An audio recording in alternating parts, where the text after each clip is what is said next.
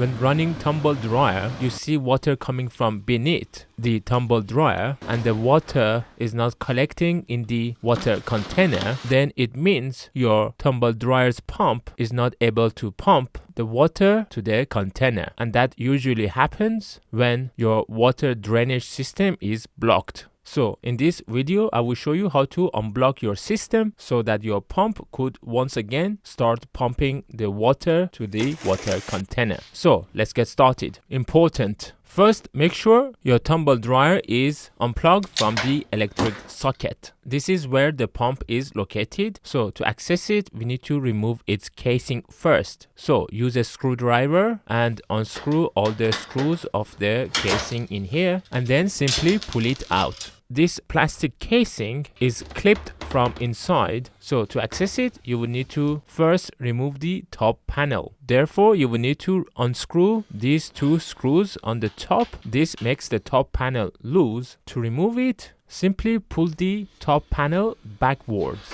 And now you could easily remove the top panel. Similarly, unscrew all the screws of the side panel next to the pump casing, and you won't still be able to remove the side panel because there is a screw at the top front part of the side panel. So unscrew this screw as well, and now you could easily remove the side panel as well. There is lots of lint collected inside the tumble dryer as well as on the panel, which indirectly blocks the water flow. So take your vacuum cleaner and start vacuuming all these lints from inside the tumble dryer. So all this effort is to remove this casing, which is locked by two clips from its back. To access the further clip, use a long screwdriver and push the clip away from where it is locked, and unfortunately I pushed a bit too hard and the clip broke, but it is still okay as the second clip is still there. So use your finger and push the other clip to the right side to unlock it.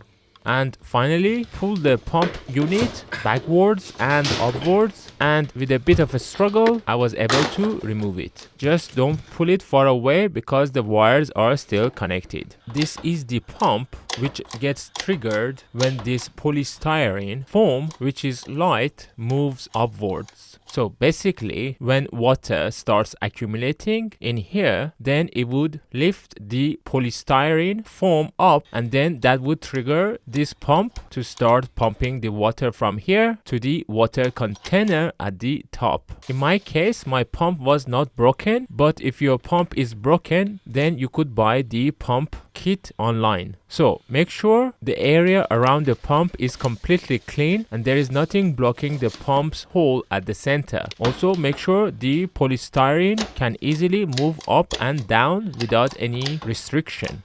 There is a small hole in here where the water should come, but it is, as you can see, completely blocked by lints. So take a cloth and start properly cleaning this area. Now you can see the hole in here is completely blocked. Take a pipe cleaner brush and insert into this hole and just see what happens. Water starts to flow and flood into this container. Just keep poking into this hole until the whole hole is completely clear, and this was the main cause of water not going up to the water container at the top. Now water would start filling here, and as it starts filling up, the polystyrene would start moving up, which in turn would trigger the pump to pump this water to the water container at the top. So thoroughly clean up this area, put back in the pump casing.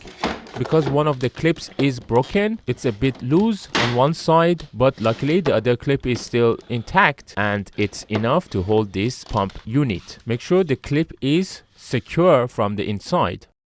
Now put in the side panel. Make sure it goes in all the way to the front.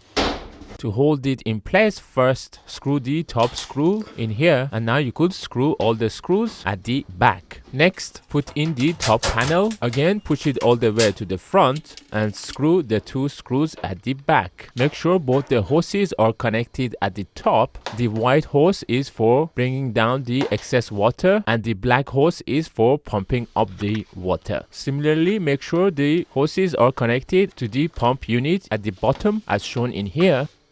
Next step, screw in the pump's casing. So even if one clip of your pump unit is broken, this casing would hold it in place. And finally, we are ready to test our tumble dryer. I put in some clothes and start running it. And as you can see, there is no water leakage and the water is actually getting pumped up to the water container. This is good for the environment as it saves from another dryer getting disposed to the waste. There were two defaults with this tumble dryer design. First, why it's so difficult to access pump water collection unit. Second, why the hole that lets the water to come to the pump collection unit is so small, which obviously makes it so easy to get blocked. I have put a lot of effort in making this video as clear as possible, so please like, subscribe and comment to help to support my channel. All the best. Until next time, bye.